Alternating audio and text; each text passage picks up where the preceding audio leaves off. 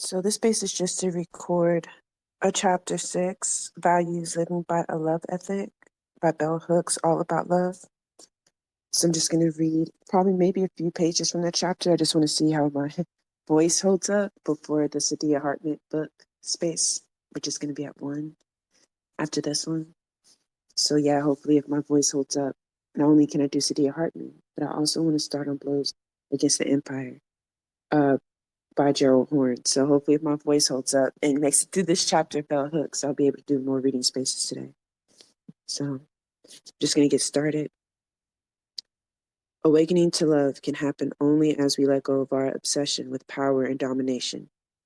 Culturally, all spheres of American life, politics, religion, the workplace, domestic households, intimate relations should and could have as their foundation a love ethic. The underlying values of a culture and its ethics shape and inform the way we speak and act. A love ethic presupposes that everyone has the right to be free, to live fully and well. To bring a love ethic to every dimension of our lives, our society, we need to embrace change. At the end of The Art of Loving, Erich Fromm affirms that important and radical changes are necessary if love is to become a social and not a highly individualistic, marginal phenomenon. Individuals who choose to love can and do alter our lives in ways that honor the primacy of love ethic.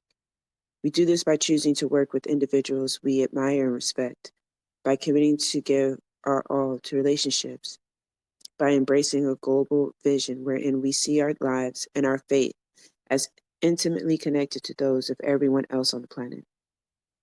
Commitment to a love ethic transforms our lives by offering us a different set of values to live by. In large and small ways, we make choices based on a belief that honesty, openness, and personal integrity need to be expressed in public and private decisions. I choose to move to a small city. I could live in the same area as family, even though it was not as culturally desirable as the place I left. Friends of mine live at home with aging parents, caring for them even though they have enough money to go elsewhere. Living by a love ethic, we learn to value loyalty and a commitment to sustain bonds over material advancement. While careers and making money remain important agendas, they never take precedence over valuing and nurturing human life and well-being. I know no one who has embraced a love ethic whose life has not become joyous and more fulfilling. The widespread assumption that ethical behavior takes the fun out of life is false. In actuality, living ethically ensures that relationships in our lives, including encounters with strangers, nurture our spiritual growth.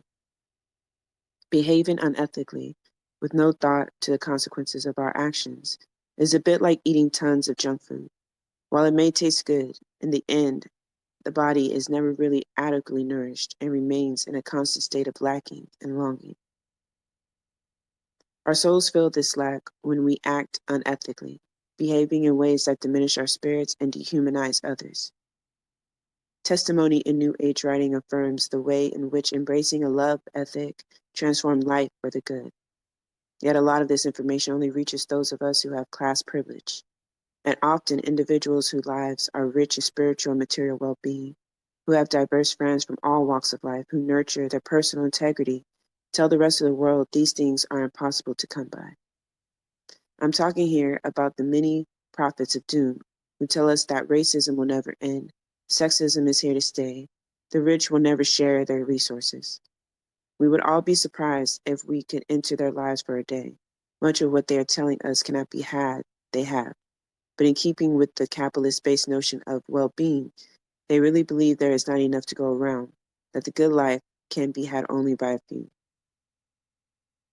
Talking to a university audience recently, I expressed my faith in the power of white people to speak out against racism. Okay. Girl, challenging prejudices. I just want to say real quick, when she lists about the things that can't happen, it's not that they can't happen, it's that they can't happen under white supremacy, capitalism, and patriarchy. Like those things have to be dismantled. But I'm pretty sure she knows that. But this line about talking to white people about racism, girl, all right. Empathetically stating that I definitely believe we can all change our minds and our actions. I stress that this faith was not rooted in a utopian longing, but rather that I believe this because of our nation's history of the many individuals who have offered their lives in the service of justice and freedom. When challenged by folks who claimed that these individuals were exceptions, I agreed. But I then talked about the necessity of changing our thinking so that we ourselves, as beings like the one who does change, rather than among those who refuse to change. What made these individuals exceptional was not that they were any smarter or kinder than their neighbors, but that they were willing to live the truth of their values. Here is another example. If you go door to door in our nation and talk to citizens about domestic violence, almost everyone will insist that they do not support male violence against women, that they believe it is to be morally and ethically wrong. However, if you then explain that we can only end male violence against women by challenging patriarchy, and that means no longer accepting the notion that men should have more rights and privileges than women because of biological difference, or that men should have the power to rule over women, that is when the agreement stops. There is a gap between the values they claim to hold and their willingness to do the work of connecting thought and action, theory and practice, to realize these values and thus create a more just society. Sadly, many of our nation's citizens are proud to live in one of the most democratic countries in the world, even as they are afraid to stand up for individuals who live under repressive and fascist governments. They are afraid to act on what they believe because it would mean challenging the conservative status quo. Refusal to stand up for what you believe in weakens individual morality and ethics, as well as those of the culture. No wonder then that we are a nation of people, the majority of whom, across race, class, and gender, claim to be religious, claim to believe in the divine power of love, and yet collectively remain unable to embrace a love ethic and allow it to guide behavior, especially if doing so would mean supporting radical change. Fear of radical changes leads many citizens of our nation to betray their minds and hearts. Yet we are all subjected to radical changes every day. We face them by moving through fear. These changes are usually imposed by the status quo. For example, revolutionary new technology have led us all to accept computers. Our willingness to embrace this unknown, in quotes, shows that we are all capable of confronting fears of radical change, that we can cope. Obviously, it is not in the interest of the conservative status quo to encourage us to confront our collective fear of love. An overall cultural embrace of a love ethic would mean that we would all oppose much of the public policy conservatives condone and support. Society's collective fear of love must be faced if we are to lay claim to a love ethic that can inspire us and give us the courage to make necessary change. Writing about the changes that must be made, Fromm explains. Society must be organized in such a way that man's social, loving nature is not separated from his social existence, but becomes one with it. If it is true, as I have tried to show, that love is the only sane and satisfactory response to the problem of human existence, then any society which excludes relatively the development of love must in the long run perish of its own contradiction with the basic necessities of human nature. Indeed, to speak of love is not preaching, for the simple reason that it means to speak of the ultimate and real need in every human being, to have faith in the possibility of love as a social and not only exceptional individual phenomenon, is a rational faith based on the insight into the very nature of man. Faith enables us to move past fear. We can collectively regain our faith in the transformative power of love by cultivating courage, the strength to stand up for what we believe in, to be accountable both in word and deed. I'm especially fond of the biblical passage in the first epistle of John, which tells us, "There is no fear in love, but perfect love casteth out fear, because fear hath torment. He that feareth is not made perfect in love." From childhood on, this passage of scripture has enchanted me. I was fascinated by the repeated use of the word perfect. For some time, I thought of this word only in relation to being without fault or defect, taught to believe that this understanding of what it means to be perfect was also out of human reach, that we were of necessity essentially human because we were not perfect, but were always bound by the mystery of the body, by our limitations. This call to a no perfect love disturbed me. It seemed worthy calling but impossible. That is until I looked for a deeper, more complex understanding of the word perfect and found a definition emphasizing the will to refine. Suddenly, my passage was illuminated. Love as a process that has been refined alchemically, altered as it moves from state to state, is that perfect love that can cast out fear. As we love, fear necessarily leaves. Contrary to the notion that one must work to attain perfection, this comes not to have to be struggled for. It just happens. It is the gift perfect love offers. To receive the gift, we must first understand that there is no fear in love, but we do fear, and fear keeps us from trusting in love. Okay, something I'm learning. Cultures of domination rely on the cultivation of fear as a way to endorse obedience. In our society, we make much of love and say little about fear. Yet we are all terribly afraid most of the time. As a culture, we are obsessed with the notion of safety. Yet we do not question why we live in states of extreme anxiety and dread. Fear is the primary force upholding structures of domination. It promotes the desire for separation, the desire not to be known. When we are taught that safety lies always with sameness, then difference of any kind will appear as a threat. When we choose to love, we choose to move against fear, against alienation and separation. The choice to love is a choice to connect, to find ourselves in the other. Since so many of us are imprisoned by fear, we can move toward a love ethic only by the process of conversion. Why am I reading so bad? Sorry, let me read that again. Since so many of us are inspired by fear, we can move forward. We can move toward a love ethic only by the process of conversion. Philosopher Cornel West states that a politics of conversion restores our sense of hope. Calling attention to the pervasive nihilism in our society, he reminds us, nihilism is not overcome by arguments or analysts. It is tamed by love and care. Any disease of the soul must be conquered by a turning of one's soul. This turning is done through one's own affirmation of one's worth, an affirmation fueled by the concern of others. In an attempt toward off life-threatening despair, more and more individuals are turning toward an ethic of love. Signs that this conversion is taking place abound in our culture. It reassures when masses of people read literature like Thomas More's Care of the Soul, a work that invites us to reevaluate the values that undergird our lives and make choices that affirm our interconnectedness with others. Embracing a love ethic means that we will utilize all the dimensions of love, care, commitment, trust, responsibility, respect, and knowledge in our everyday lives. We can successfully do this only by cultivating awareness. Being aware enables us to crucially examine our actions to see what is needed so that we can give care, be responsible, show respect, and indicate a willingness to learn. Understanding knowledge as an essential element of love is vital because we are daily bombarded with measures that tell us love is about mystery, about that which cannot be known. We see movies in which people are presented as being in love who never talk with one another, who fall into bed without ever discussing their bodies, their sexual needs, their likes and dislikes. Indeed, the message received from the mass media is that knowledge makes love less compelling.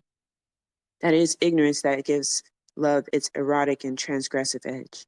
These messages are often brought to us by profiteering producers who have no clue about the art of loving, who substitute their mystified visions because they do not really know how to genuinely portray loving attraction.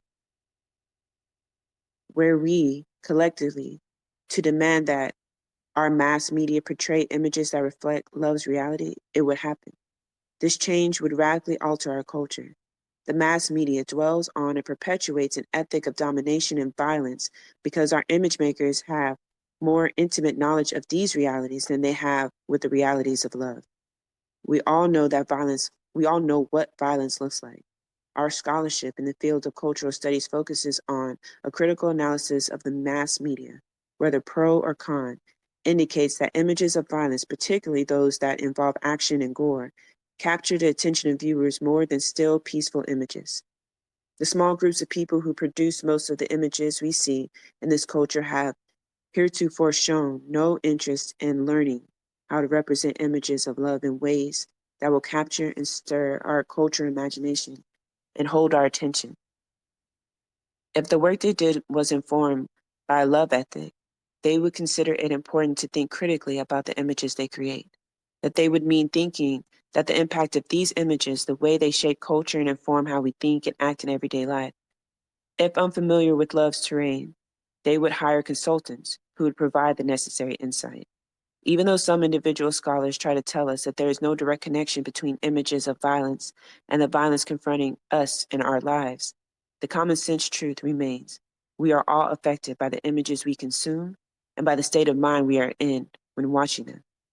If consumers want to be entertained, and the images shown to us as entertaining are images of violent dehumanization, it makes sense that these acts become more acceptable in our daily lives and that we become less likely to respond to them with moral outrage or concern. We are all seeing more images of loving human interaction. I think it was supposed to say, if we were all seeing more images of loving human interaction, it would undoubtedly have a positive impact on our lives. We cannot talk about changing the types of images offered us in the mass media without acknowledging the extent to which the vast majority of the images we see are created from a patriarchal standpoint. These images will not change until patriarchal thinking and perspective change. Individual women and men who do not see themselves as victims of patriarchal power find it difficult to take seriously the need to challenge and change patriarchal thinking. But re-education is always possible. Masses of people are negatively affected by patriarchal institutions and most specifically by male domination. Since individuals committed to advancing patriarchy producing most of the images we see, they have an investment in providing us with representation that reflect their values and the social institutions they wish to uphold. Patriarchy, like any system of domination, for example, racism, relies on socializing everyone to believe that in all human relations, there is an inferior and a superior party. One person is strong, the other weak, and that is therefore natural for the powerful to rule over the powerless. To those who support patriarchal thinking, maintaining power and control is acceptable by whatever means. Naturally, anyone socialized to think this way would be more interested and stimulated by scenes of domination and violence rather than by scenes of love and care. Yet they need a consumer audience to whom they can sell their product. Therein lies our power to demand change. While contemporary feminist thought has done much to intervene with this kind of thinking, challenging and changing it, and by so doing offering women and men a chance to lead more fulfilling lives, patriarchal thinking is still the room for those in power. This does not mean we do not have the right to demand change. We have power as consumers. We can exercise that power all the time by not choosing to invest time, energy, or funds to support the production and dissemination of mass media images that do not reflect life-changing values that undermine a love ethic. This is not meant to be an argument for censorship. Most of the evils in our world are not created by the mass media. For example, clearly the mass media does not create violence in the home. Domestic violence was widespread even when there was no television. But everyone knows that all forms of violence are glamorized and made to appear interesting and seductive by the mass media. The producers of these images could just as easily use the mass media to challenge and change violence. When images we see condone violence, whether they lead any of us to be more violent or not, they do affirm the notion that violence is an acceptable means of social control. That it is fine for one individual or group to dominate another individual or group. Domination cannot exist in any social situation where a love ethic prevails. Jung's insight that if the will to power is paramount, love will be lacking is important to remember. When love is present, the desire to dominate and exercise power cannot rule the day. All the great social movements for freedom and justice in our society have promoted a love ethic. Concern for the collective good of our nation, city, or neighbor rooted in the values of love makes us all seek to nurture and protect that good. Protect that good. Real quick, I would say, if you're listening, to listen to I read part 1 was chapter 5, because she describes what she means by love. Like, because of our indoctrination, when we hear the word love, we think of something like weak, someone who folds, someone who allows other people to dominate them, someone who allows other people to hurt them, who's easy to forgive without actually analyzing that harm and doing like restorative justice approach. That's not love. And I think the reason why it's important for me to revisit this book is because I also need to challenge what love looks like. Because if I'm honest, I'm not really sure. And that's okay to admit, because I think admitting where we fall short, we can approach, rebuilding ourselves or learning in a more honest way. So I definitely admit I have no idea what love is or looks like, but I am open to learn. If all public policy was created in the spirit of love, we would not have to worry about unemployment, homelessness, schools failing to teach children, or addiction. Were a love ethic informing all public policy in cities and towns, individuals would come together and map out programs that would affect the good of everyone. Melody Chavez, wonderful book, Altars in the Street, A Neighborhood Fights to Survive, tells the story of real people coming together across differences of race and class to improve their living environment. She speaks from the perspective of a white woman, ill, who moves with her family into a predominantly Black community. As someone who embraces a love ethic, Melanie joins her neighbors to create peace and love in their environment. Their work succeeds, but it's undermined by the failure of support from public policy and city government. One of the things I have a problem with Bell Hooks is her sources are often au faits and crackers. I hate that. I can't stand it. And it's not just because they're au faits, but if she does so well in examining different oppressive structures in society, I don't understand where or why. Well, she's human, so of course we all fall short. But to me, right, when I look for text challenging the way in which I look at society or the way in which I'm programmed by society, I look towards Black people because I'm Black. And also, too, the white power structure has already contaminated and co-opted and destroyed the way in which we consume, or not consume, the way in which we engage in love. So why would I go to them for the answers? It just doesn't make sense to me. It makes more sense for me to listen to the people who are oppressed, because their direct challenge of what love is and defining what love is on their terms, that to me leads to liberation. So that's who I look for. I just wanted to say that. I have a problem with Homegirl always referencing crackers. So she says, loving community. Oh, wait. She speaks of the perspective of a white woman. As someone who embraces love, a love ethic, Melody enjoys or joins her neighbors to create peace and love in their environment. Their work succeeds, but is undermined by the failure of support from public policy and city government. Concurrently, she also works to help prisoners on death row. Loving community in all its diversity, Melody states. Sometimes I think that I've been trying on death row and in my neighborhood to gain some control over the violence in my life. As a child, I was completely helpless in the face of violence. Her book shows the changes. Her book shows the changes a love ethic can make even in the most troubled community. It also documents the tragic consequences to human life when terror and violence become the accepted norm. When small communities organize their lives around an ethic, a love ethic, every aspect of daily life can be affirming for everyone. See, I have a problem with her referencing, it sounds like a white savior complex, because this cracker goes into a majority Black neighborhood. And the way in which Bell Hooks describes the Black neighborhood in such all negative terms, that's a problem for me. And that's why, again, I don't reference crackers, especially with something as revolutionary as challenging and defining love. There's a short there, but I will say that that's not a reason to throw away her work entirely. When you read these, you read with intent, because all of us are going to fall short, including me. That's what happens when we live under a system of white supremacy, capitalism, patriarchy, all these systems of oppression. It keeps us from being a total human being, so our analysis is going to fall short in some way. So when I read these things and I point those things out, to me, it's not to point them out again to discard her work, but it shows that we have a place to pick up where our people before us fell short or left off. So I'm really interested to see more people challenge what love looks like and what that thinks, and hold more conversations and write about it more, to see where we're currently at, so that way the next generation can pick up where we live off and where we fall short. It says when small community, in all of his prose, work Kentucky poet Wendell Berry writes eloquently about the positive values that exist in rural communities that embrace an ethic of communalism and the sharing of resources.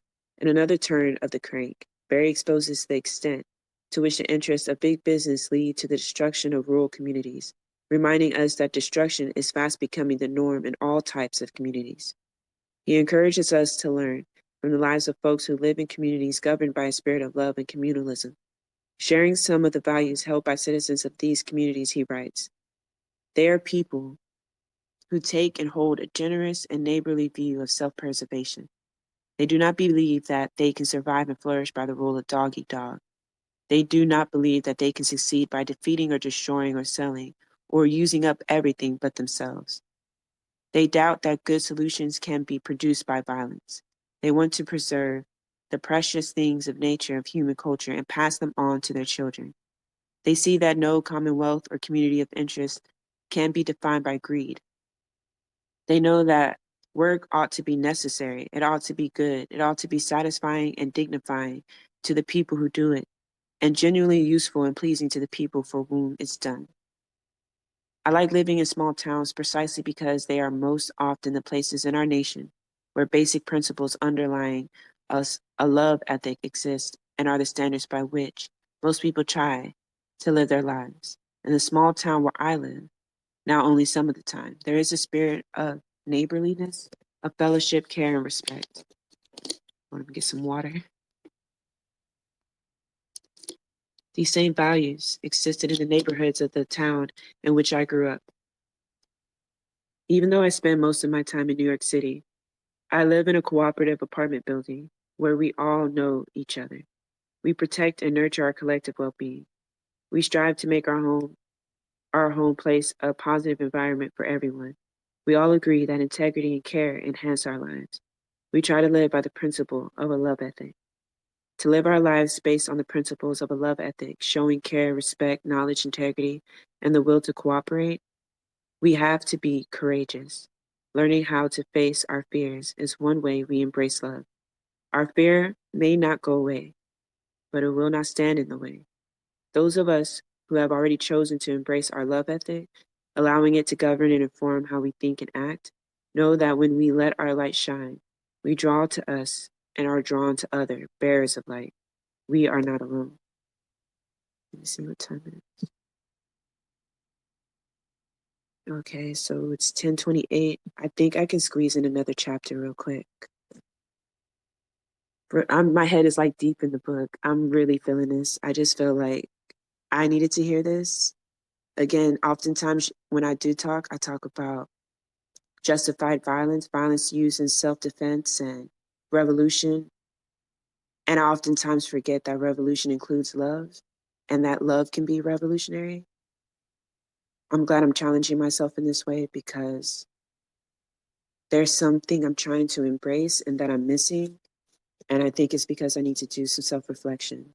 So love is revolutionary, and I need to remember that. So this is chapter 7. I'll read this and I'll probably stop the recording. Greed, simply love. The fading away of greed and hatred is the foundation for liberation. Liberation is the sure heart's release and understanding of the truth so powerful that there is no turning back from it. Sharon Salzberg. Although we live in close contact with neighbors, masses of people in our society feel alienated, cut off, alone. Isolation and loneliness are central causes of depression and despair. Yet they are the outcome of life in a culture where things matter more than people. Materialism creates a world of narcissism in which the focus of life is solely in acquisition and consumption. A culture of narcissism is not a place where love can flourish. The emergence of the me culture is a direct response to our nation's failure to truly actualize the vision of democracy articulated in our Constitution and Bill of Rights. All right. Left alone in the me culture, we consume and consume with no thought of others. Greed and exploitation become the norm when an ethic of domination prevails. They bring in their wake alienation and lovelessness. Intense spiritual and emotional lack in our lives is the perfect breeding ground for material greed and overconsumption. In a world without love, the passion to connect can be replaced by the passion to possess. While emotional needs are difficult and often are impossible to satisfy, material desires are easier to fulfill. Our nation fell into the trap of pathological narcissism in the wake of wars that brought economic bounty while undermining the vision of freedom and justice essential to sustaining democracy. Nowadays, we live in a world where poor teenagers are willing to maim and murder for a pair of tennis shoes or a designer coat. This is not a consequence of poverty. I disagree. In dire situations of poverty at early stages, in dire situations of poverty at early times in our nation's history, it would have been unthinkable to the poor to murder someone for a luxury item. While it was common for individuals to steal or attack someone in the interest of acquiring resources, money, food, or something as simple as a winter coat to ward off the cold, there was no value system in place that made a life less important than the material desire for an essential object. I disagree with her here. That might be a reflection of like her experience, but every place that I live in that was oppressed by poverty that was imposed upon us, the violence was high because motherfuckers was hungry. Like, like I get what she's trying to say, that in cases where people have greed, it can be violence can fuel them to, take from someone else because either they don't have or want more.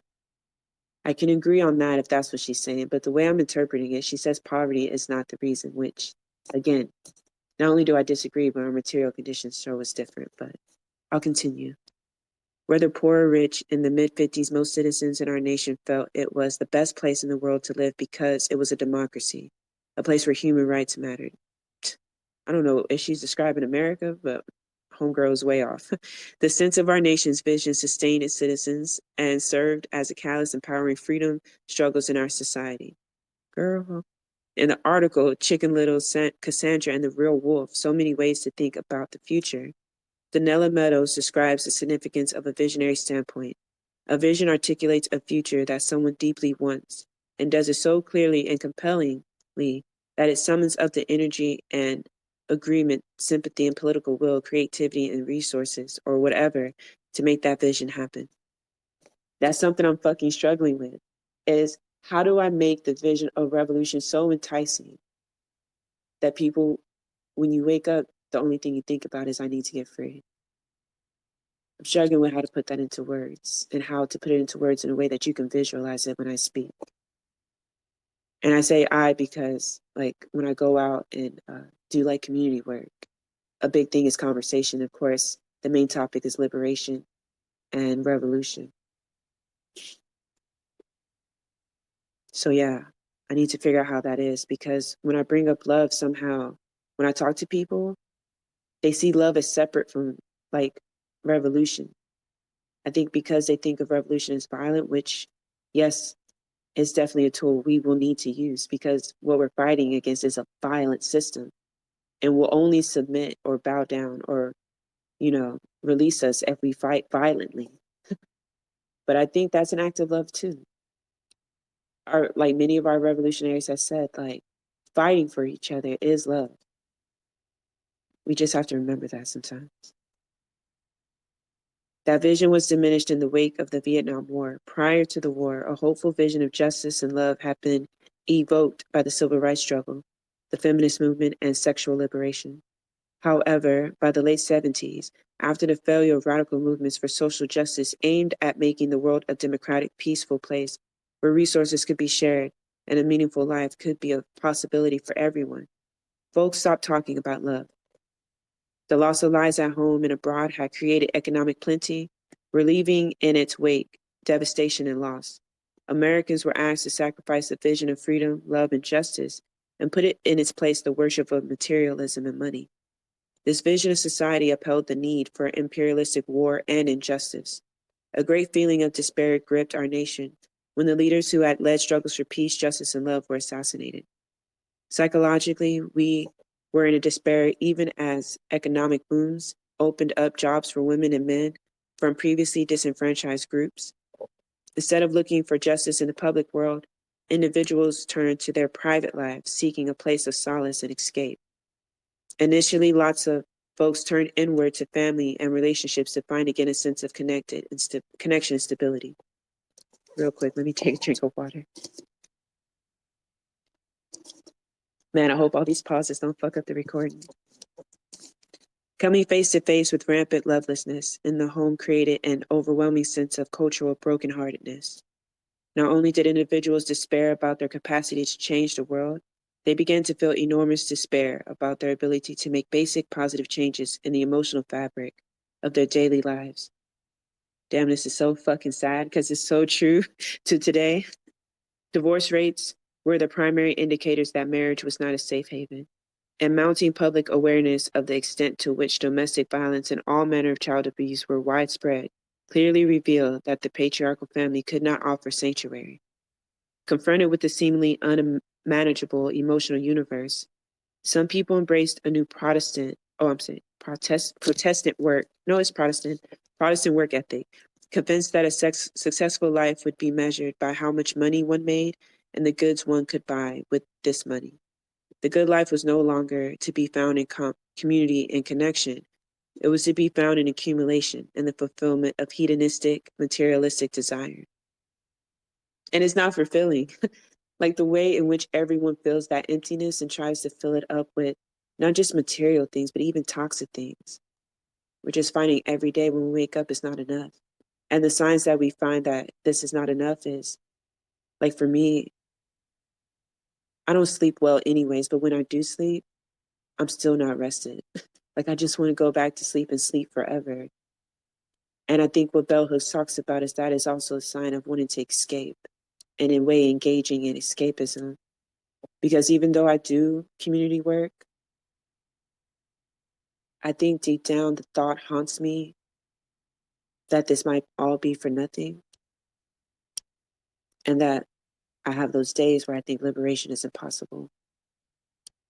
And I think that just speaks to like the lack of love and care that is missing in community. So even then, with the lack of love, it makes it hard for us to even organize for our liberation. And that's something we need to think about more.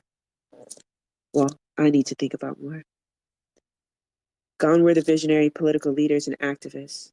Suddenly, it was no longer important to bring an ethical dimension to the work life.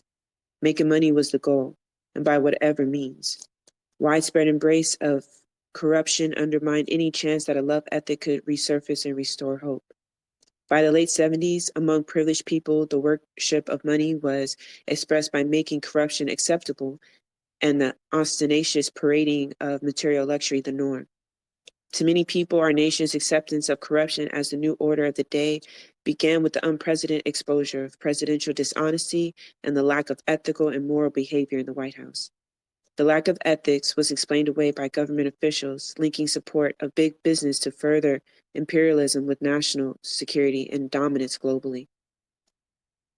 This coincided neatly with the decline in the influence of institutionalized religion, which had previously provided moral guidance. The church and temple became places where materialistic ethic was supported and rationalized. I can think of an example of prosperity preaching and how that is taking off. Among the poor and the other underclasses, the worship of money became most evident by the unprecedented increase in the street drug industry, one of the rare locations where capitalism worked well for a few individuals. Quick money, often large amounts made from drug sales, allowed the poor to satisfy the same material longings as the rich.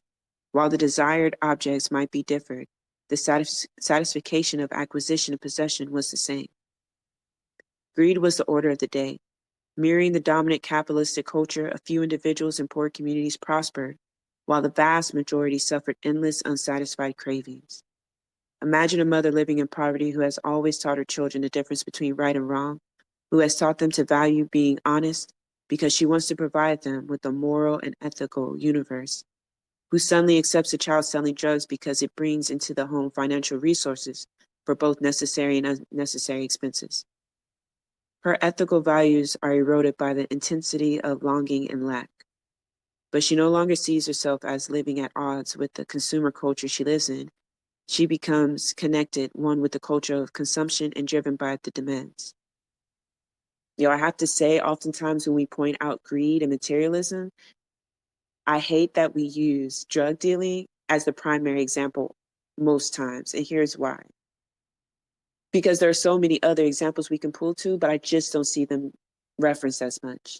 Like when she was describing the emptiness, she did mention the workplace, but I feel like she could have gone so much further with using that as an example rather than drug dealing, because drug dealing already comes with a stigma, a racialized stigma, right? An underlining anti-Blackness, so that when you hear me say the words drug dealing, your first image is of a Black person or a Black community. Again, that's white supremacy, and that is indoctrinates us to automatically associate Blackness with lovelessness.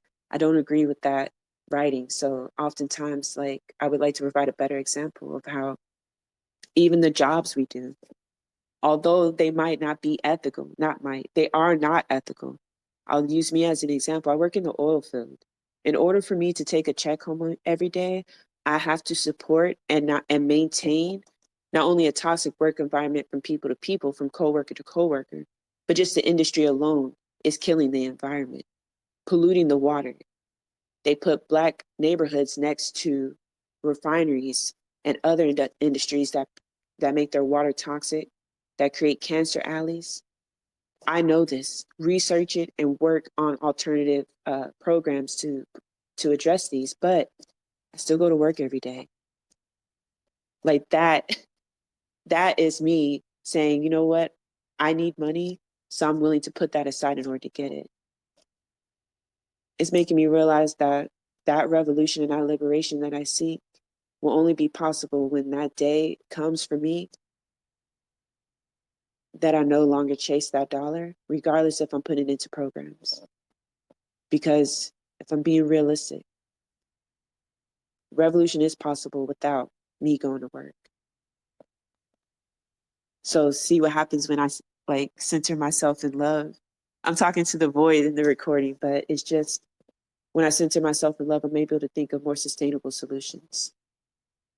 So that's something I'm going to have to wrestle with. So yeah, I bring up work and jobs. If we think of it in that way, instead of just the drug dealer as the example, the drug dealer, you could say, oh, I'm not hurting my community, so that doesn't relate to me. But when I put it in the perspective of a job, I'm able to relate to it because I'm actually guilty of it. Matter of fact, I go to work tomorrow. Yo, I hate capitalism. Widespread addiction in both poor and affluent communities is linked to our psychotic lust for material consumption. It keeps us unable to love. Fixating on wants and needs, which consumerism encourages us to do, promotes a psychological state of endless craving. This leads to an anguish of spirit and torment so intense that intoxicating substances provide release and relief while bringing in their wake the problem of addiction. Millions of our nation's citizens are addicted to alcohol and legal and illegal drugs. In poor communities where addiction is the norm, there is no culture of recovery. The poor who are addicted and who lack the means to indulge their habit are caught in a grip of major physical and emotional suffering. Addicts want release from pain. They are not thinking about love. And I would say the conditions actually incentivize us to not think about love under capitalism and white supremacy. And then two, like that emptiness, the constant need to consume. Capitalism and white supremacy has a direct investment in our torture and our emptiness. So therefore, as those things stand, love can't exist, which is why revolution is love. Of course, the ravages of addiction are more glaringly obvious in the lives of the poor and dispossessed because they have neither the means to engage in the cover-up so effectively employed by the privileged addicts, nor the access to recovery programs. When the case against O.J. Simpson was national news, there was little discussion of the role substance abuse played in facilitating the emotional estrangement in an already dysfunctional family. While domestic violence was highlighted, and everyone agrees that it was not acceptable behavior, Substance abuse was not. It was not seen as a major factor that destroyed the conditions needed for positive emotional interaction. For example, it was unacceptable for anyone to talk compassionately, in a manner that did not blame the victim, about the possibility that Nicole Simpson had kept herself and her children in a dangerous, life-threatening environment, in part because she was not willing to sacrifice her attachment to a superficially glamorous lifestyle among the rich and famous.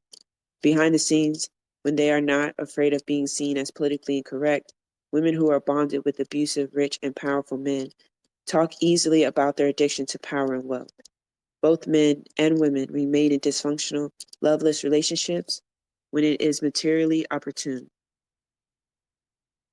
All over this nation, greed motivates individuals to place themselves in life-threatening situations. Our prisons are full of people whose crimes are motivated by greed, usually the lust for money. While this lust is the natural response of anyone who has totally embraced the values of consumerism, when these individuals harm others in their pursuit of wealth, we are encouraged to see their behavior as abhorrent.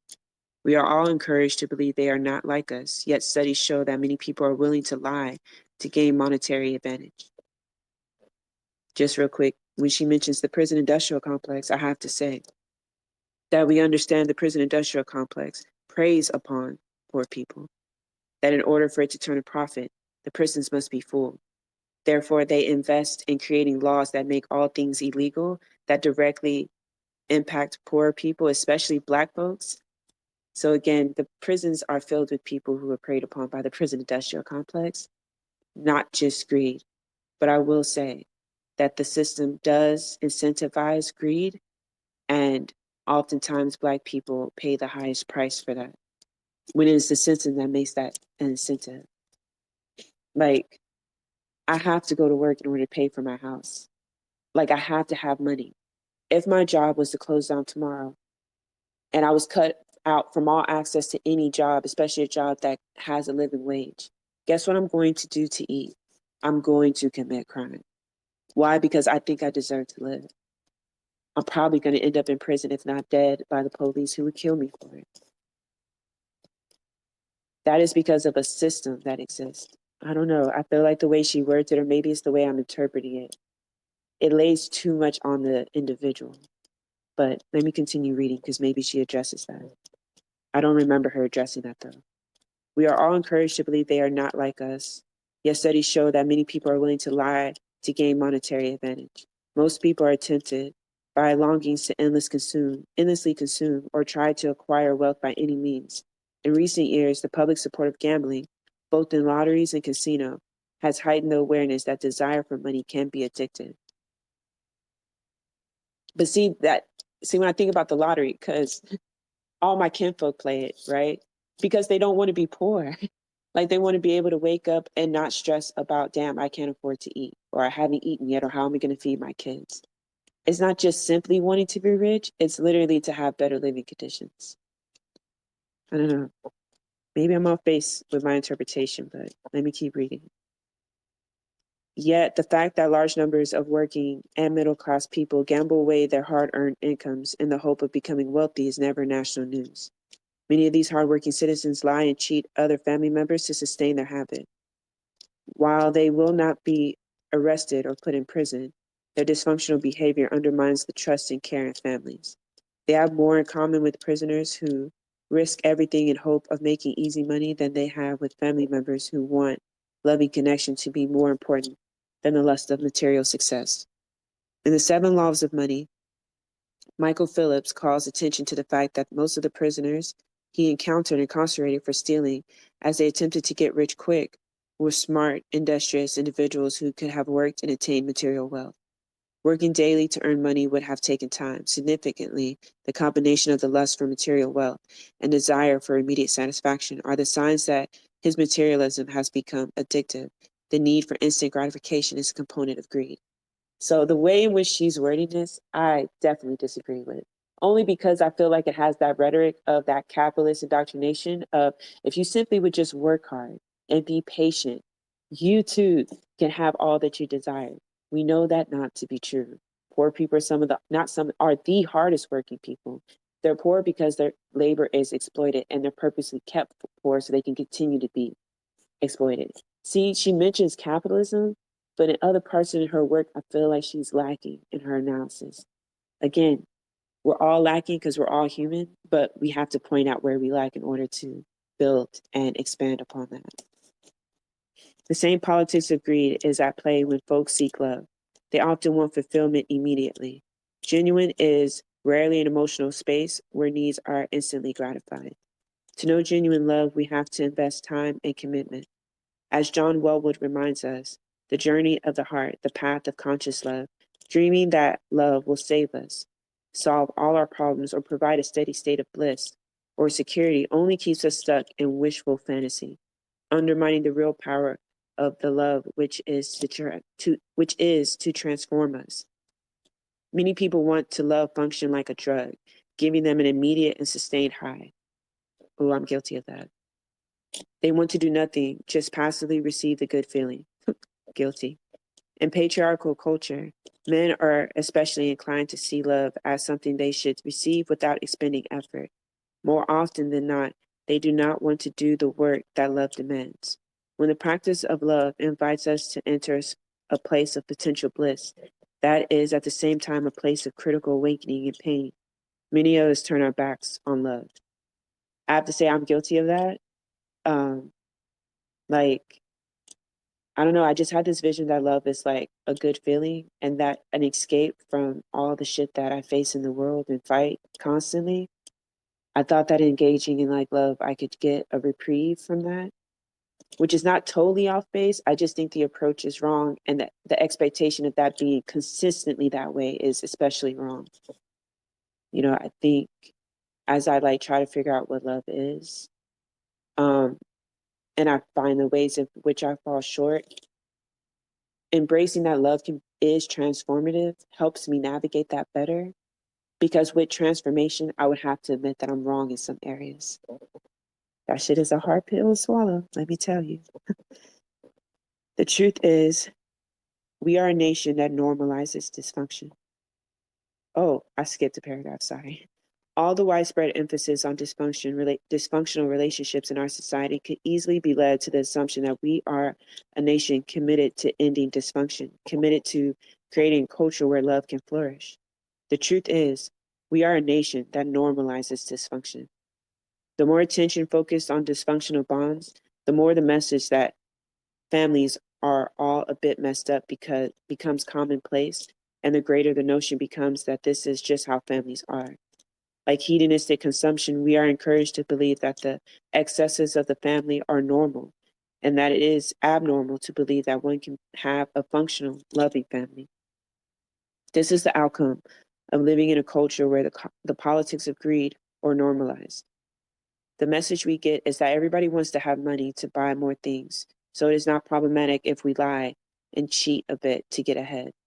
Unlike love, desires for material objects can be satisfied instantly if we have the cash or the credit card handy, or even if we just willingly sign the papers that make it so we can get what we want now and pay more later.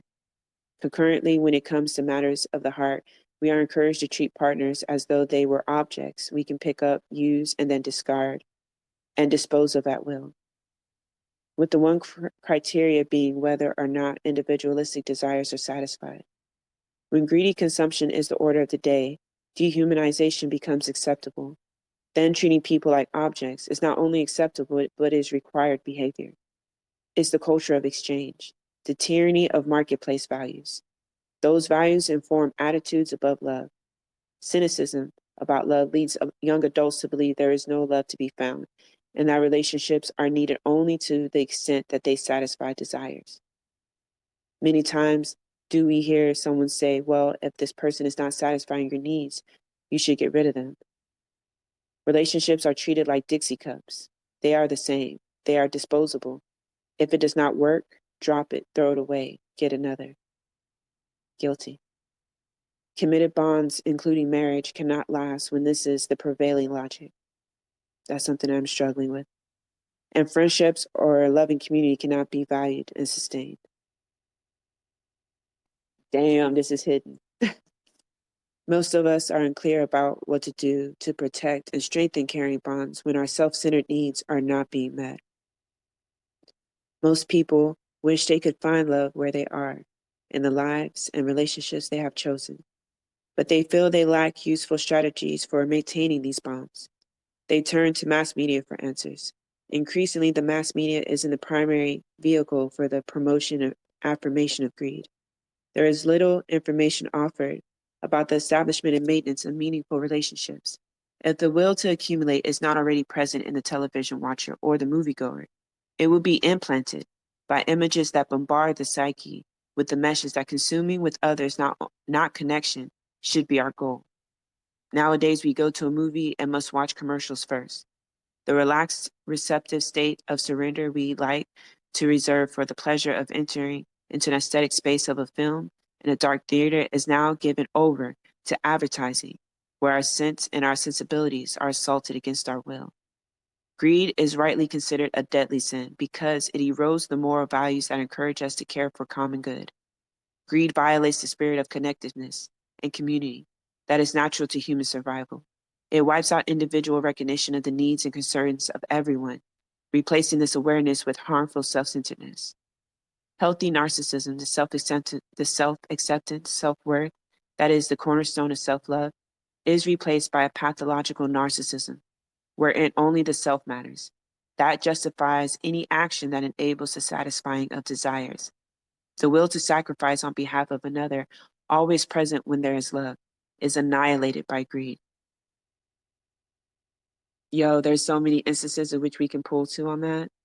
Like that individualistic approach we take to life in general. Oh, I'm looking out for me and mine's. Mine's because I possess that, because they're objects to me.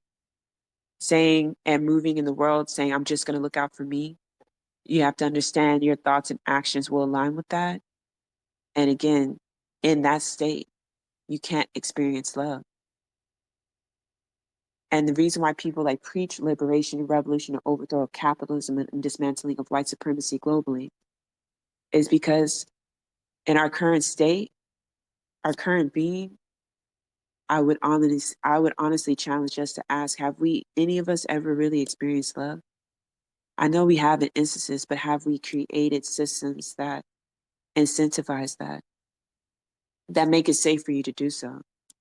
Like this world and what we've seen done to us, especially those who, rebel against it.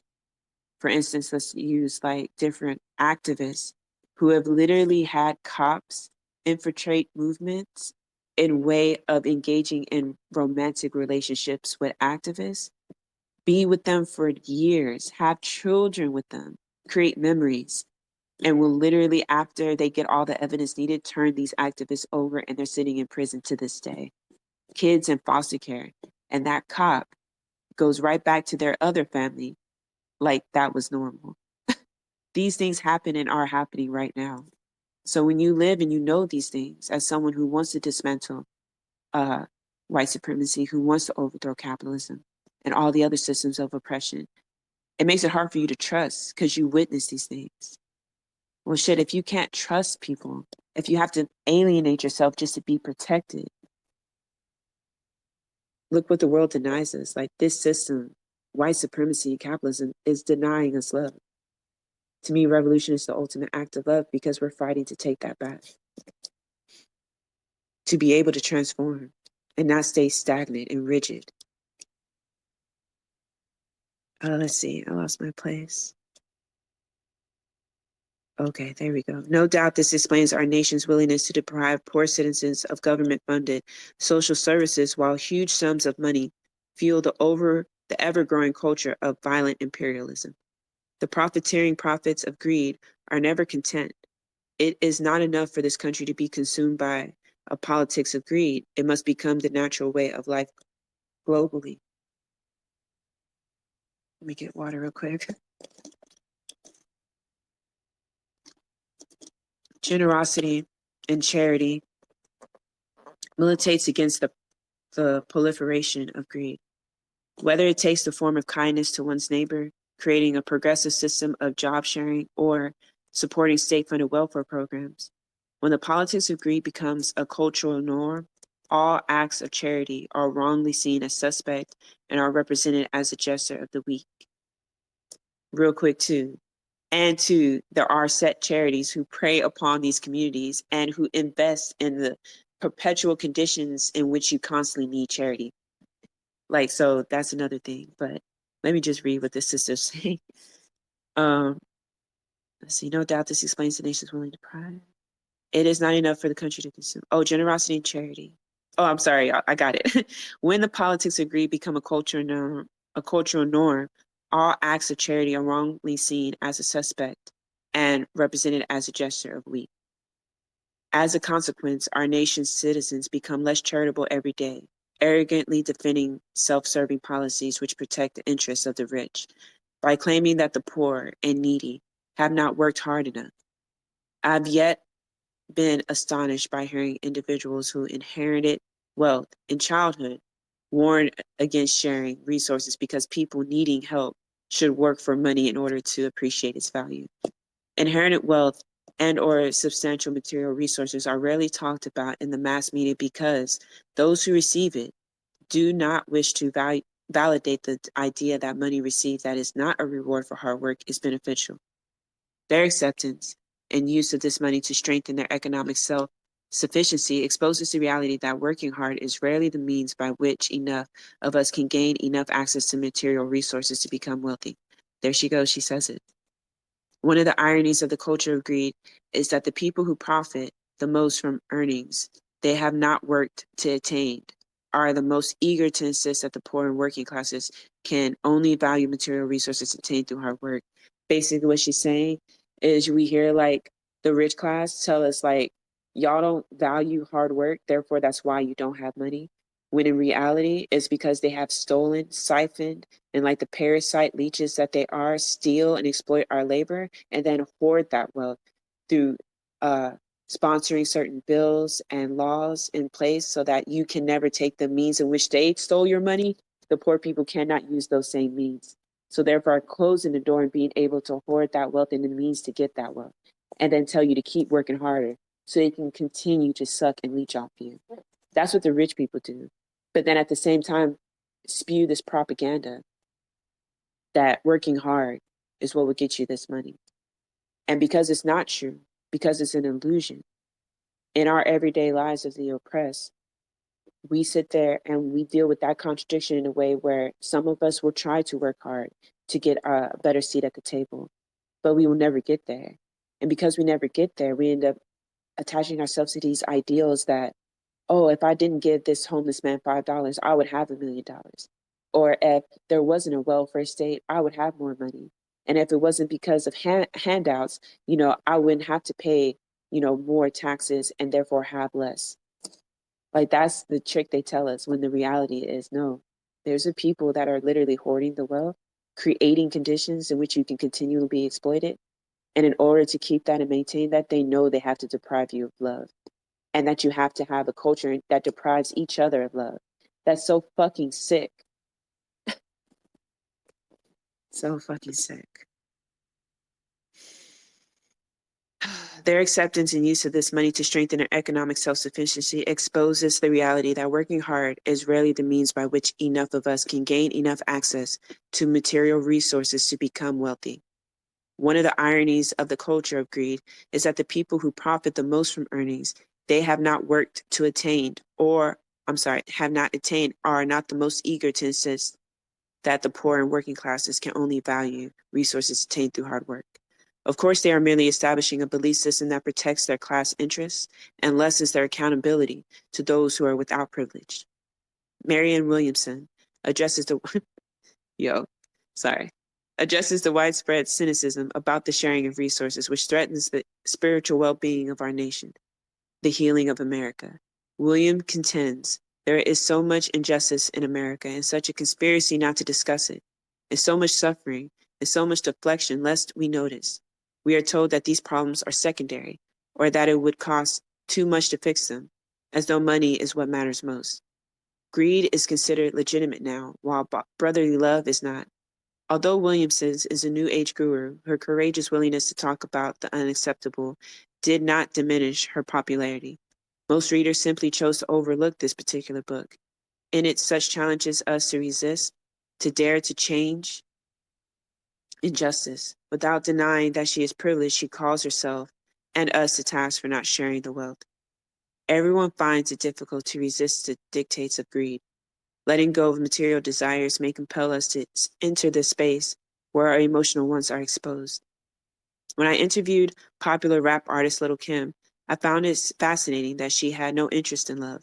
While she spoke articulately about the lack of love in her life, the topic that most galvanized her attention was making money.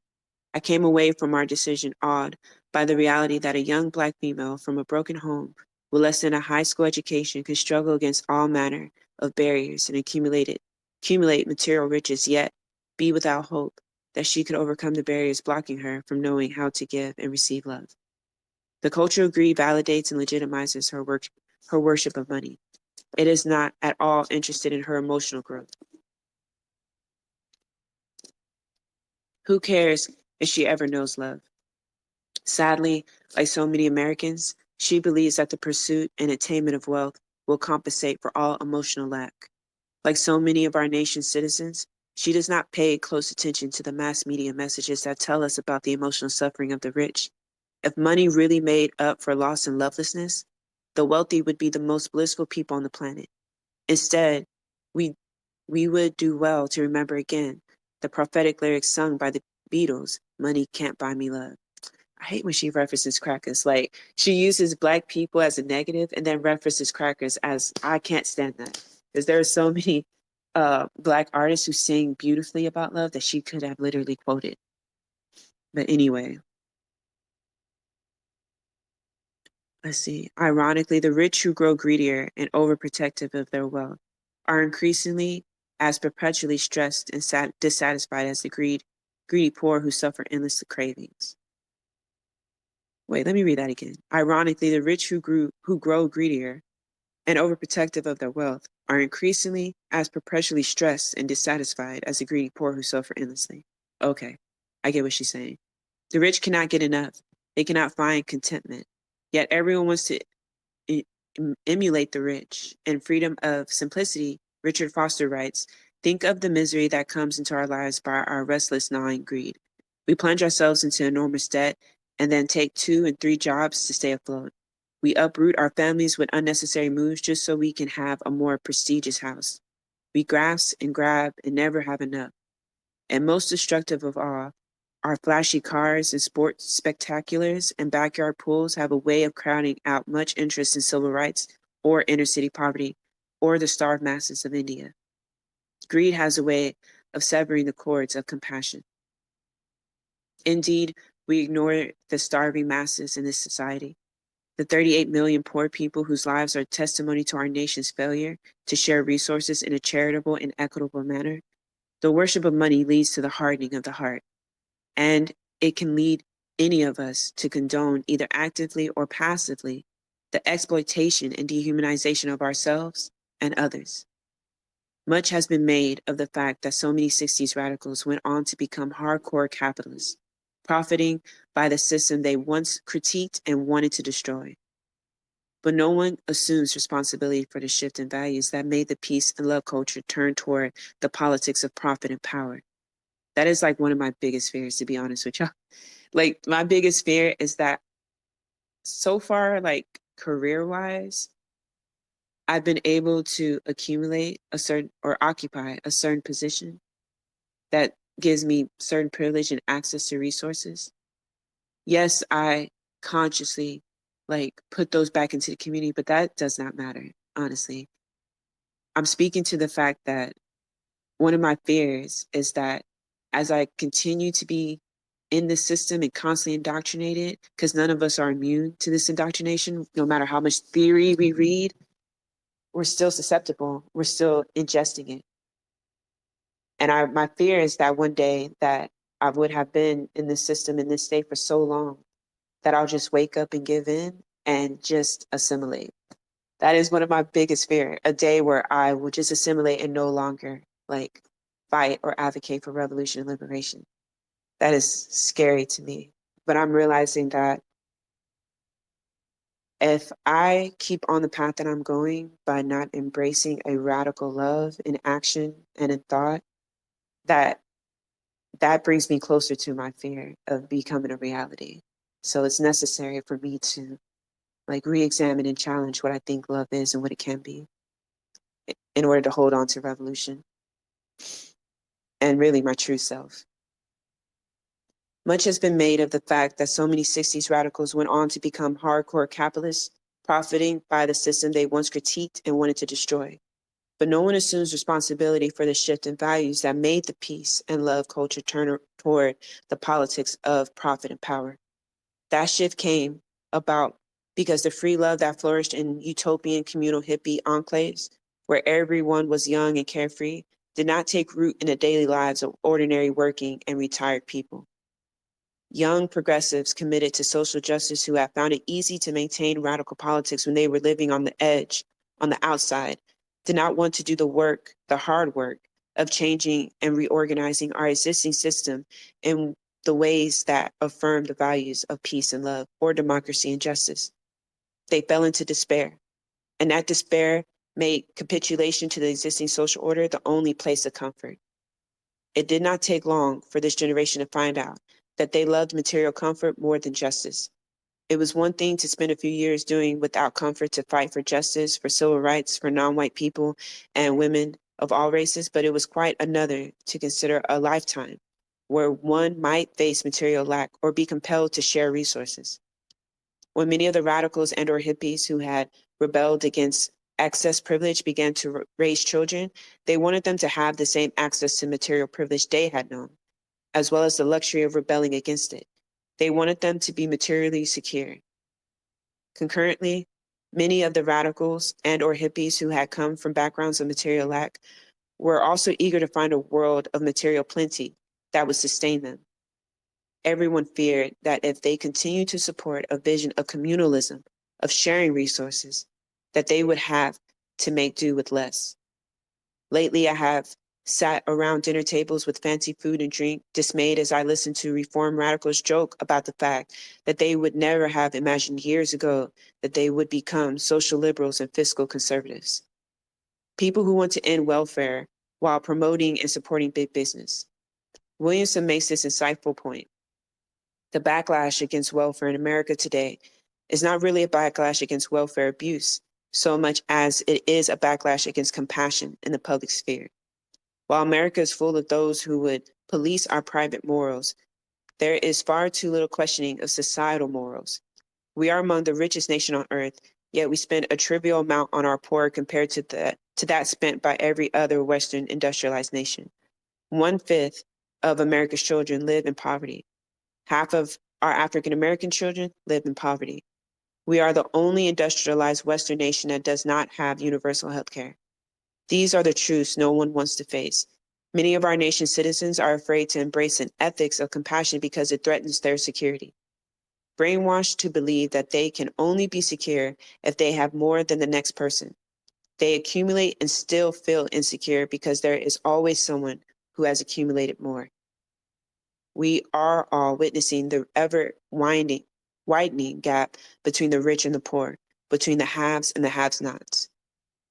Those with class privilege live in neighborhoods where affluence and abundance are made explicit and are celebrated.